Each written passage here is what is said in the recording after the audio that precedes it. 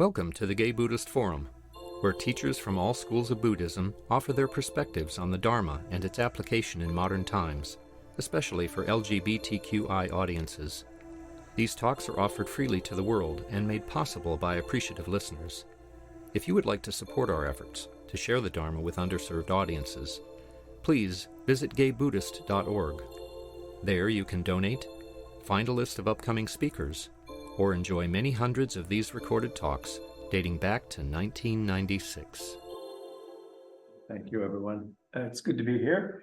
I often get invited to come during December. I'm not sure if that's because you've run out of other speakers or perhaps I look a little bit like Santa Claus or whatever it might be, but it's good to be here. So as I was thinking about what to talk about today, I was killing time and moving around doing other things. And so I was reading the list of the 10 best movies in the New York Times and the articles about that. And it's fascinating, first of all, because if any of you are like me, you find that in the old days, I would have seen all 10 of those movies and have some opinions about them. And then in more recent years, I would have seen some and been planning to see the rest of them. And increasingly now, it's like I haven't heard of about half of them. And then when I read about them, it's like, yeah, and I won't be going to see those. But as I was looking at the list in the New York Times, it was very interesting. What they said was that the movie business is back. The business is up about, I forget the percentage, a large percentage from 2022. And they were trying to figure out why that was. And they said that it seemed to them from the interviews they did with people coming out of theaters and surveys and so forth, that there were three things that brought people off their couches and back out into movie theaters, often jam-packed movie theaters, often with no hint that anybody was aware that there was a concern about any viruses that might be spread in those jam-packed rooms. And so what they said was that the three things that brought people back to the movie theaters were originality, freshness, and subverted expectations. And that's, originality and freshness is sort of an odd concept when you think about how many movies are John Wick 5 and Lord of the Rings 7 and, whatever the other movies are. It's like originality and freshness, maybe not. But then if you look at the rest of that list, there was a number of things that seemed to be new and original. But I was interested in, as regarding the movies and regarding our lives and our spiritual practice, in the whole concept of subverted expectations. And so I really was thinking about how often, as I thought about it, do you actually hear somebody say, I went to the symphony or a movie or the ballet, and it wasn't at all what I was expecting, but I really enjoyed it. And for some of us in the age group that some of us have found ourselves in, and lucky to still be here and mobile enough to either get to Zoom or get into this room, it's like sometimes we like the things that we like. I remember back when I lived on the East Coast, they decided to put those the New York Metropolitan Opera. They were going to put those things where you could read the text of what was being sung. Well, they almost had a revolution in New York because the old queens, the opera queens, were just not having it. It's like if you couldn't figure out what was being sung, you probably shouldn't be there. And there was all this stuff going on. And then they put them in, and new people came to the opera, and the opera was able to survive a downturn in attendance and revenues. And so everybody all of a sudden thought it was a great idea. It wasn't what we expected, but it seemed like a fantastic idea to folks at the time. And I was thinking about that in terms of what we do here in our spiritual practice. And for me personally, 28 years ago on Friday, December 1st, I walked down the stairs of the Trinity Church in Boston and attended an AA meeting.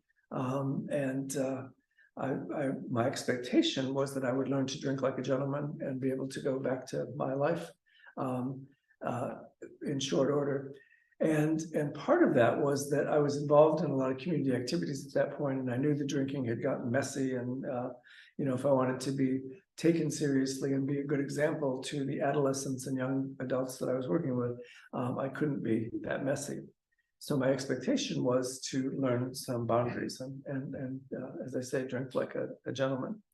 Well, it was 28 years on Friday of this week, and the expectation was not the outcome. The outcome is that I haven't had a drink or a drug in 28 years.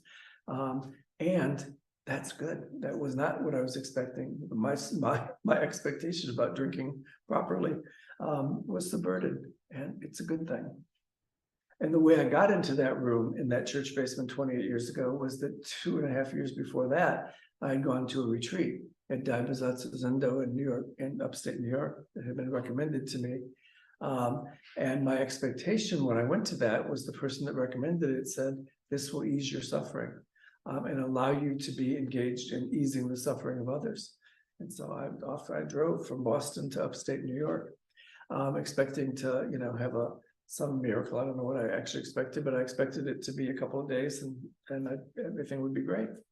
And that now is a 30-year practice. And what I found in that retreat that weekend was something that I would later learn is Buddha nature or serenity, depending on where I'm at, and that the being quiet was possible.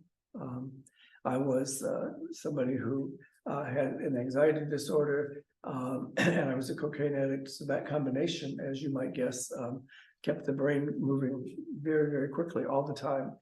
And so at that retreat, I figured out it didn't happen immediately by any means, but I went expecting to ease suffering, which is I thought they would take away my suffering somehow. And what I learned instead was that there was a way in which I could actively engage body, heart, and mind, and breath in easing suffering.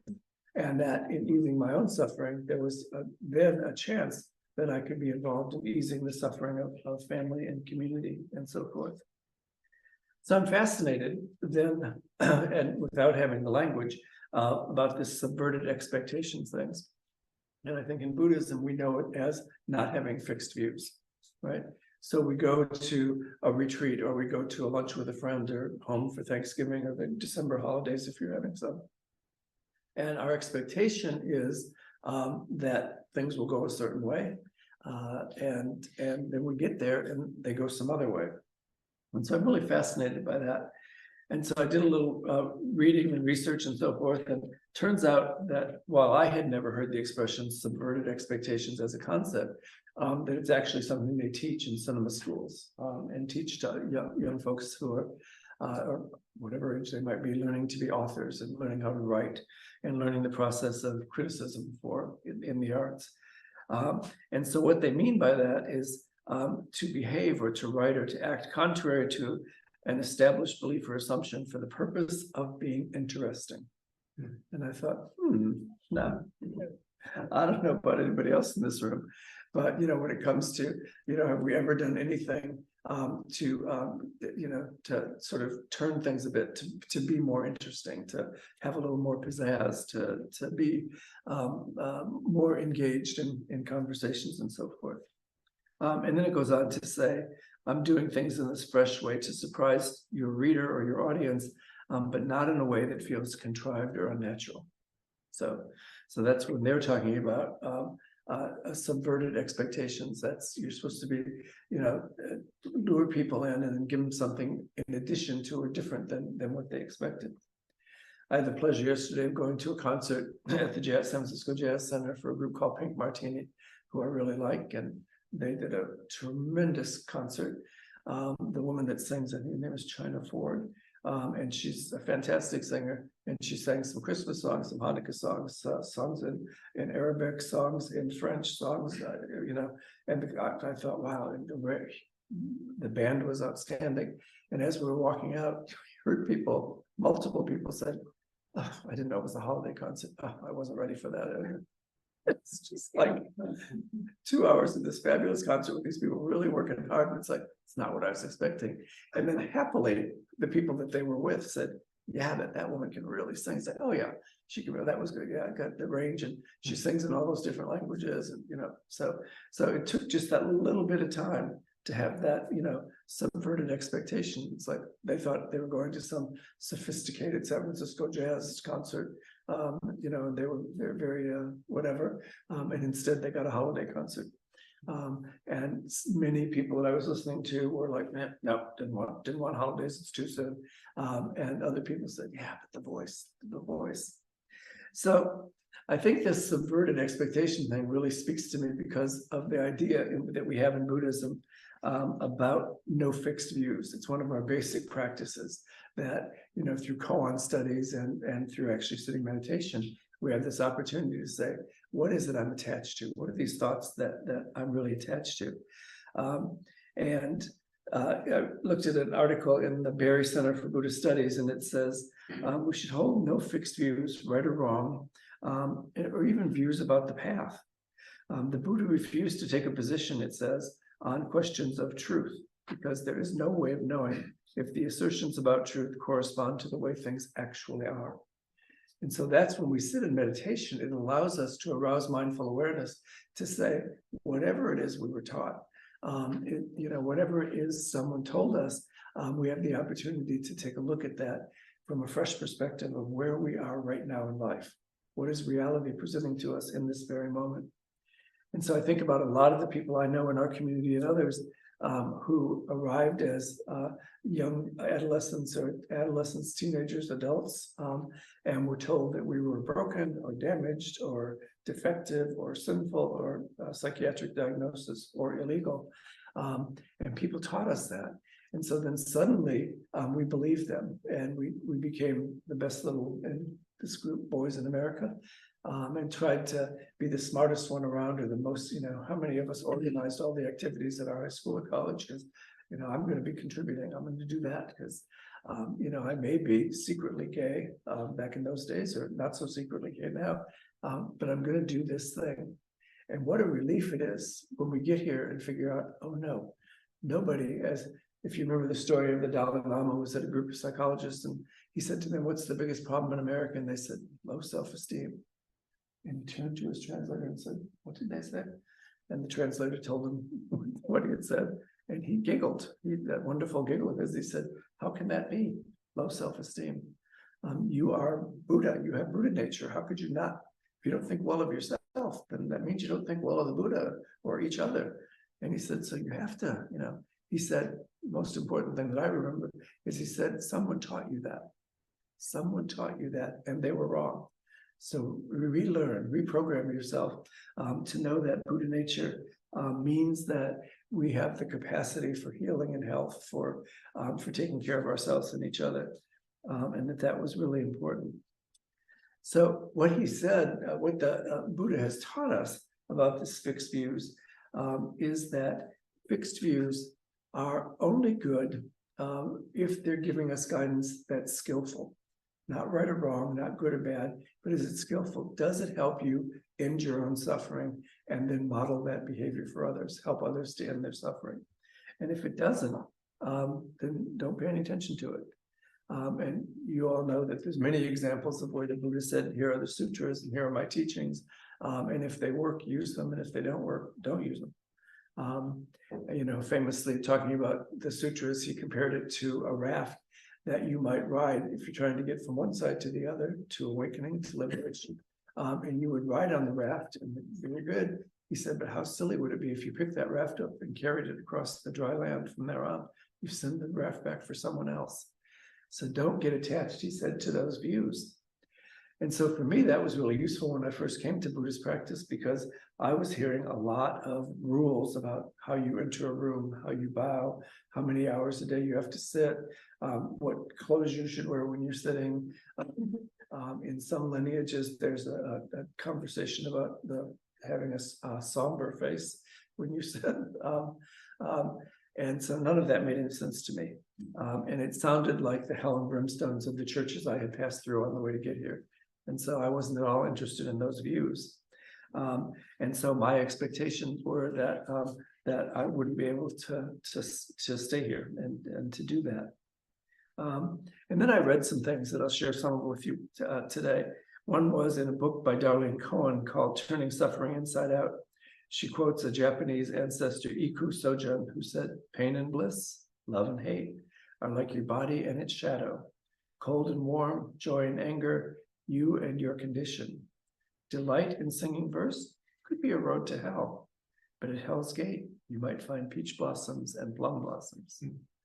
So I really was fascinated by that. It's this guy who wrote it. The original ancestor was Iku Sojun, So I looked him up to see what he was about, and I don't know if any of you have ever heard of him. He's sort of obscure, but he was a young monk who taught mostly children, worked with kids, and he was a delight. The children loved him because he was mischievous and often broke the rules, and often was asking the abbot or the teacher on a particular day a question that would stump the abbot, or disobeying what the abbot said. So the kids loved him. Then later, of course, as Buddhism would have it, he went on to become an abbot himself. And he's mostly famous because he was somebody who taught that our Buddhist practice had to include the totality of life, had to include everything that we were. And this is in the 1300s. And he suggested that enlightenment was deepened by participating in love and sex, including lovers, prostitutes, and an interesting concept called monastic homosexuality. You can just think about that for the day, what that might be. But he was somebody who so he was very much impressed with the idea of the unity of opposites. So there could be these teachings, the precepts that we take or the precepts that we study. So there could be those teachings, and then there could be the realities of life. And so other teachers have done the same thing. Suzuki Roshi, the founder of San Francisco Zen Center, when teaching about the Sandakai, which some of you know about, he used the same kind of language at teaching about that document.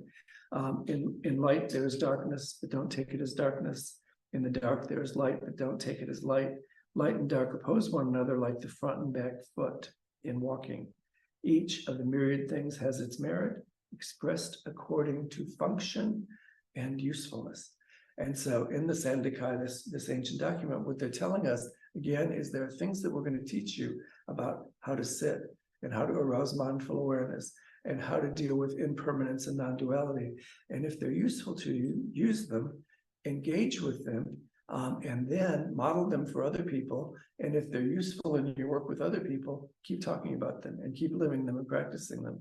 But you have a responsibility that if they're not helping you ease your own suffering, if they're just making you more anxious or feeling more stumbling along the path, then get rid of them. And that is the actual teaching. So subverted expectations. Here are these rules. We're going to tell you what they are. And there certainly are some teachers in Buddhist practice, and some masters, so to speak, who get comfortable with power and authority, and write books and give talks and give explanations about how we all must behave according to a certain set of standards. But the further you study Buddhism and the further you take in Buddhism as a personal and fellowship practice, the more we know that that's not something that we need to be worried about. And so why do we go with these fixed views? What's attached? Why do we get attached to fixed views? What seems to me like a big piece of that is because as human beings, we like things to be certain. We like for somebody to tell us, and so we can measure. We like to measure things, even if it's us, even if we don't measure up. And we like to have this level of knowing that we're doing it the right way. And because if we have to do it on our own, the thing that comes up for most of us is fear. Like, oh my goodness, I'm not sure I'm doing it the right way. I'm not sure, whatever. And so there are some good scholars that help us with that as well. Joseph Goldstein, who was involved in insight meditation, puts it this way: when fear arises, it means we're at some edge of what we're willing to be with, what we are willing to accept. Right there is precisely the most interesting place of practice, because that is where we have set a limitation or a boundary for ourselves. If we can see that and recognize it, then that is the place to work, to look, and to explore. That is the place to be open. So that's a really good teaching, it seems to me, that gives us the opportunity to say, so if I try this on my own, if I sit as instructed because there's some guidance about how to sit, if then I make adjustments for my body, my breath, my mind, then that makes perfect sense. And it shouldn't be just a distraction from the way, there's some history, 2,500 years of practice, and there's some wisdom to be had there. But I don't think we need to get to get tied up in that. I think the instruction is that these are the expectations about how you practice, and you can subvert those to make the practice real for the life that you're leading. And there's huge debates going on in Buddhism right now in all the lineages about how Buddhism in America should unfold from Buddhism in Tibet or Japan or wherever it's come from. So many of us came to Buddhist practice to identify and to relieve our suffering. And those of us here in this particular fellowship, we come here rather than sitting on a zafu at home, or here includes the Zoom folks. But we do that rather than sit alone, because we believe that our practice can relieve the suffering of others in the room, and that your wisdom can relieve my suffering, and that we can do together what we can't do alone. And so when I came, I was interested in the fellowship, in being connected. I didn't want to think too much about suffering, but I was willing to have those discussions. The first noble truth, suffering; second noble truth, the reason for it. I was willing to hang in there till we got to the third noble truth. There's an end to suffering. And for me, there's the precepts and the bodhisattva vows, and there's all that good stuff. But for me, then and now, 30 years later, the end to suffering is connection. The end to suffering is being in this room with all of you. So Khalil Gibran, the poet that many of us know, put it this way when talking about the fear, like what's blocking us from being our own version of Buddhism, our own version of fellowship, our own version of family and connection, as we will experience in the next month, as we might have some holidays or whatever. He says, it is said that before entering the sea, a river trembles with fear. She looks back at the path she has traveled from the peaks of the mountain, long and winding road crossing forests and villages. And in front of her, she sees an ocean so vast that to enter there seems nothing more than to disappear forever. Nobody can go back. To go back is impossible in existence. The river needs to take the risk of entering the ocean, because only then will fear disappear, because that's where the river will know that it's not about disappearing into the ocean, it's about becoming the ocean. And so that seems to me this practice that we have. It's an individual practice of sitting, of getting in touch with our breathing, of being willing to live in this present moment, arousing mindful awareness about, how am I living my life? Am I living according to these standards that I have for myself? And am I doing it right? And so for a lot of years in my early practice, that was a conundrum. Am I doing it right? Some of these teachings say that you must follow the teacher and follow the hierarchy. And some say there is no hierarchy in Buddhism. We do it together and we do it individually. And then I was given a gift. Someone gave me a copy of a tape where Ram Dass was reciting the Shen Sun Ming. And he says, "The great way is not difficult for those who have no preferences. Let go of longing and aversion, and it reveals itself. When love and hate are both absent, everything becomes clear and undisguised. Don't waste time. Don't waste time in doubt and argument. They have nothing to do with this.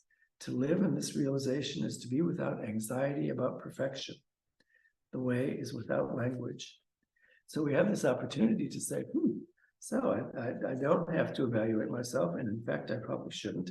I have this opportunity to say, if it feels like it's easing my suffering, if my anxiety is going down, if my concern, about the activities of life are less, if I'm more willing to ask for help and get help from folks in my fellowships and my families and so forth, then my practice seems to me to be working. And so we have these opportunities to reduce suffering. And this is a wonderful little book called Not Too Late. It's edited by Rebecca Solnit, who some of you know. It's called Changing the Climate Story from Despair to Possibility.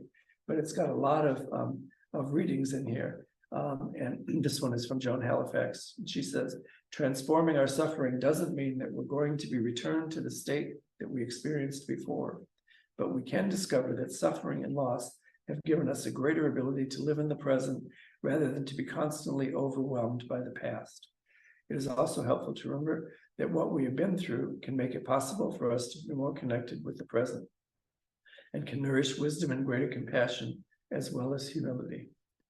So seems to me that that's a really positive way of just saying our own experience. Even if, like as a person with addictions in my life, there's periods in my life where it's like, man, I don't have anything to teach anybody because I was 45 when I got sober. How did I waste that much of my life? And then you say, what did the Buddha say? Somebody taught me that. So I didn't waste those 45 years. I had that experience. And I did some things in 45 years that were positive and that were kind to others and nurturing of others. But I could have taken better care of myself and then modeled that behavior for others. So I made changes and I got there. And I think that's really positive. Thich Nhat Hanh says that all of us are looking for our solid ground, our true home, a place where we feel safe, comfortable, and fulfilled, and no longer lonely. And he reminds us that the Buddha taught us that that place is inside us. There is a peaceful island where we can go back with mindful breathing and mindful walking. And it's just such a gift. And in here, in this book, there's another quote that novelist Haruki Murakami wrote in Kafka on the Shore. And once the storm is over, you won't remember how you made it through, how you managed to survive. You won't even be sure, in fact, whether the storm is really over. But one thing is certain, when you come out of that storm, you won't be the same person that walked in. And that's what the storm is all about. And so there's that wonderful poster that you see sometimes on the wall that says, life isn't about avoiding the storm. Life is about learning to dance in the rain. And so I think that's what this Buddhist practice is for us, is we come with expectations of relieving suffering and a certain way to do that. And that most of us experience a relief of suffering. And we do that through connection and through sharing with each other and sharing our experiences, the positive ones and the difficult ones. And then we figure out that we were programmed to think of ourselves as anything other than beautiful, lovable, loving human beings. And that whatever anxieties or depressions or fears or whatever we have, there's a reason for those. And very often it's because people taught us that. Or very often it's because they taught us so well that we still have that filter in our brain that everything comes in. Even if you accomplish something really good at work or with your family or in your practice, it comes through the lens of probably could have done that better. Or if only I had done this, or if only we had 10 more people, or if only we had advertised here, if only Zoom cameras were pointed in a different direction, whatever it is. And so it's this really positive opportunity for us, fellowship, that part of the name of this group, the fellowship, that's how we learn. We each have experiences that will benefit the other folks that are here. We sit next to each other in meditation because we get a sense of how the other person is meditating and relaxing and breathing. And we sit together in meditation because the person next to us is breathing too noisily, smells like garlic, whatever it might be. We get a chance to say, not now, not now. We get a chance to go back to just breathe. And then it's all in context, right? So if we can do that metaphor of saying, I don't have to be bothered by the person smelling like garlic because this meditation lasts 20 minutes. And then we'll be 20 minutes more together or however long. And then we'll be gone. It says, yeah, I can survive this. My expectation is that everyone will breathe perfectly and sit perfectly and it will be completely silent. And I wasn't here that day, but there's a wonderful story that somebody had planned to give a talk about dealing with expectations, and a mouse ran best up here. And he was not a country boy, he was a city boy. So he tried to give his talk after that, but he just kept waiting for that mouse to come back from wherever it was. So we have expectations about how things should go, and then we learn by taking care of each other that we have inner beauty and inner strength, that we have an innate capacity for being kind to ourselves and each other. And so I have for the last about year and a half, I've been practicing with my mantra that I've been using, comes from the poet Hafiz. And he says, and this is how I base my practice in working with others. I wish I could show you when you are lonely or in darkness, that the astonishing light of your being. I wish I could show you when you are lonely or in darkness, the astonishing light of your being. And so that's my way of saying, in the work that I do, I don't need you to practice Buddhism or to be engaged in anything the way I do it. What I want to do is just to be present with you and to be a little bit of a mirror so you can say, wow, look at how skilled you are. Look at how beautiful you are. Look at how you take care of others. And on those moments when you're feeling lonely and not connected, to say, look around, look at the Zoom and look at this room. You're disconnected. You're not lonely. You may have decided to be by yourself today. But I wish that when you're lonely or feeling down or feeling sad, if I have one gift to offer, it's simply to remind you of the brilliant light of your own life. Thank you.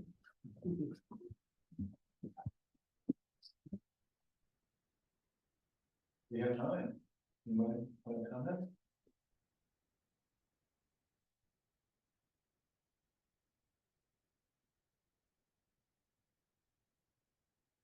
Anyone online?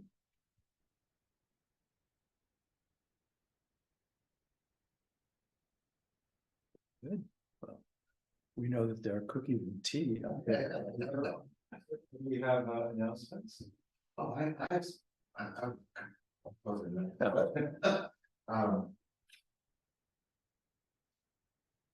don't know if it's a change of seasons, but all I want to do is read novels right now. I just want to, and I want to recommend Robert Kinsolver's magnificent Demon Copperhead, which is a gloss on David Copperfield from the view of an orphaned kid in Appalachia, and he narrates the whole thing, and it's utterly sublime and powerful. I highly recommend it. But at one point, there's a teacher recognizes you are resilient, and he started to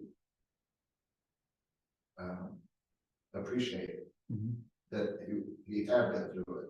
Extraordinary, messed up life, even as a woman. Anyway, another one that I'm reading is Lucy by the Sea, by a woman who is rounded up by her ex-husband to flee the virus in New York, and they find a place. She has no idea what's going to unfold. You know, he thinks, you know, a couple of weeks.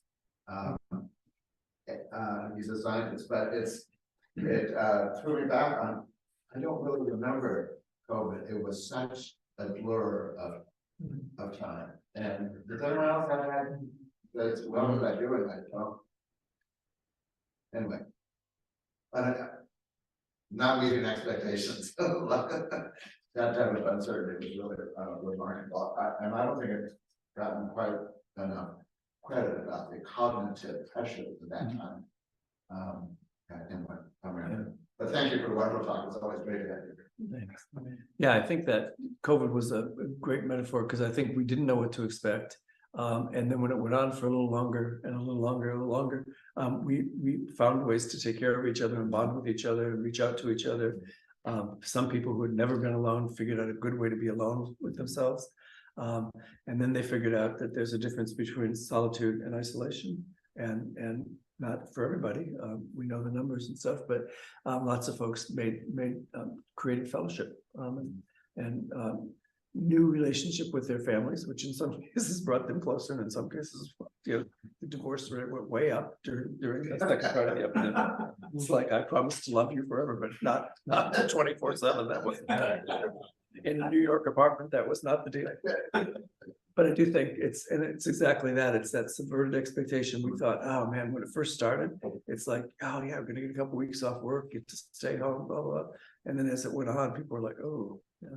So exactly. Clint. Yes, Clint. Thank you. I thought it was a wonderful talk, and I really appreciate things you said. And one thing, I mean, several points you made really stuck in my mind. One of them was, you know, try something, and if it doesn't work, stop trying it, stop doing it. I mean, it's about as basic common sense as you can get, but it just seemed to be applied and whenever you talk about spiritual paths and religion. And there's one Buddhist aphorism that I really take to heart, and is the finger pointing to the moon is not the moon. And it's the idea that, you know, we're just trying to make sense out of something that's basically you can't make sense out of. And so we make our efforts, and the efforts can be noble and they can be positive, but they're just efforts. They're not the reality. They're just our This is how I see it. This is just our attempt to get as close to the reality as our human brains will let us. And that's what I love about Buddhism, as opposed to, like, say, the monotheistic religions, where it's just like, this is the one truth, and if you don't believe it, you're going to go to hell, you're a heretic, blah, blah, blah. So I just want to honor your talk today about how you reinforce that idea that, this is just us trying to, I don't want to put words in your mouth. If you're not saying what I'm saying, you're saying, please correct me. But it seems like you're saying this is this is the best we can do, and we're trying to do it as ethically and as wisely as we can, but we're just humans, and so this is it. If it doesn't work, try something else. And I think that's so great about Buddhism, as opposed to some of the other religions I've been exposed to. Thank you. Yeah, that's it. The only thing I would take out of there is we're just humans. We are humans. It's not a just. It's that's the joy of it. Is this practice is for us as we exist today, in individually and in fellowship. And so the folks that were given some of the other traditions that you referenced, a whole set of rules about how you have to do things. I could give a whole set of rules of how we should meditate here and how you should arouse mindful awareness and what you should do. But then you wouldn't be you as individual practitioners or individual Buddhists. You'd be me. You'd be a version of me. And so the famous saying that was controversial for a long time: if you meet a Buddha on the road, kill him. Yeah. Because if the actual practitioner of the Buddha, the actual embodiment of the Buddha, would never walk around saying that I'm the one that gives you the rules. So it's that we are human, fully, vibrantly human. And so we get to and are encouraged to try it different ways, because if I can figure out a way to arouse mindful awareness that decreases my suffering, then it might be good for some other folks. And if I can't figure it out, I can look over here and there'll be some other folks that have figured it out for me. So absolutely, there's a real humility in that. It's like, I don't have the answers. I don't know all how we all should behave. I have various thoughts about that, and if they work, fine. If they don't work, fine too. Yeah. Thank you. Thank you.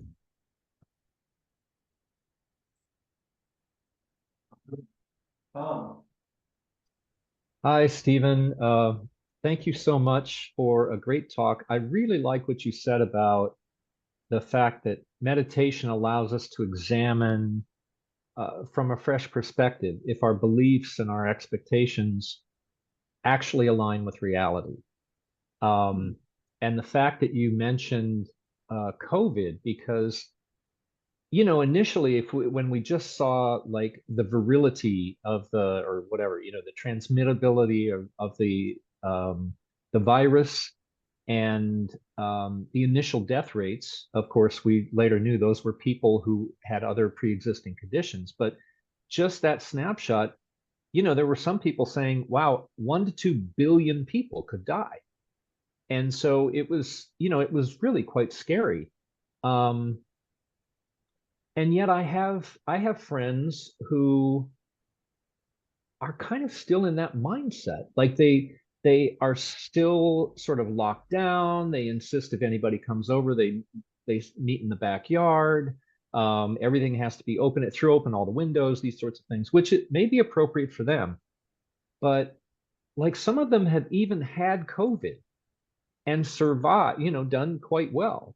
But they're still in this mindset of, it has to be a certain way. And I'm not saying that that's wrong, or anyone who holds those views is, to be thought less of. But so I guess my question is, what does it take? What's a good way for us to look at, do my expectations align with reality? Like some people will never do that, I think. How do we get better at doing that? So I have views that I'm not questioning, right? How do I get at those? It's like our blind spot, I think, thank you for that, Tom. I think one of the things that comes to mind for me is that there are people in life who have never actually felt safe. After years and years of therapy, I walked around, and a good therapist finally said to me one day, you behave like somebody who is living not safe in defense. And I said, yeah. And then we did a lot of therapy around what happened to me when I was a kid. And he said, it's because you weren't safe. As you were growing up, you weren't safe. And so you have that set of structures and beliefs that of somebody who's never been safe. Now you can perhaps let go of some of that if you want to. And over the last 15 or 20 years, I've figured out ways to deal with that and to help other people deal with it. So the people that you're referring to, when COVID came, and they could close the doors of their apartment and put on a mask and get some rubber gloves and wash the bags of their groceries as they came in. It was the first time for some people that it was like, wow, I'm in an environment now that I'm controlling and it's safe. And that felt pretty good.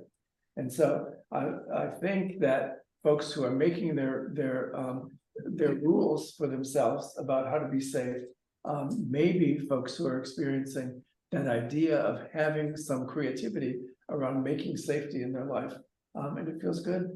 And we can choose to go to their houses and be in the backyard and maybe wear a mask if they're asking us to, or, if you're going to spend the weekend with them, they ask you to take a test, a COVID test before you go. We might decide that's all too much trouble. And I'm not willing to do all that. And I would think that if they're good friends, or if they're friends who you think your presence in their life might bring them some peace and ease, a test takes 15 minutes and a mask takes a minute. And so if maybe what they're experiencing is this first sense in life of being able to create a safety net for themselves, there could be all kinds of reasons why they didn't feel safe before. And so when I experience that in people I know, I try to recognize that and try to help make them feel safe. Okay, great. Yeah, and what you said too about the fact that our fears are often the richest place in which we can explore our practice. I think that's a good way to look at it. Like, what's that about? So, thank you. Thanks, Tom.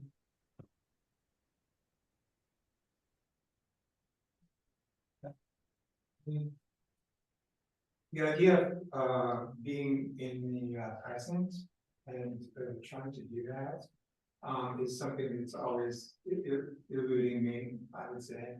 And so, in your experiences, it's like just like being on the cushion and doing my meditation and trying to get there that way, or do you have any express practices that could like get us there faster?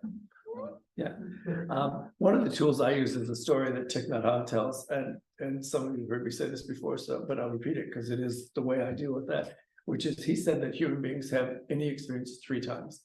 You plan it and you spend lots of time thinking about how it's going to work and what's going to happen. Like if you're going home for the December holidays or having people at your house, you have a plan of how it's going to work, who you can sit next to each other, you got all that. And then the event happens, whatever it is, and it doesn't ever look like all that planning.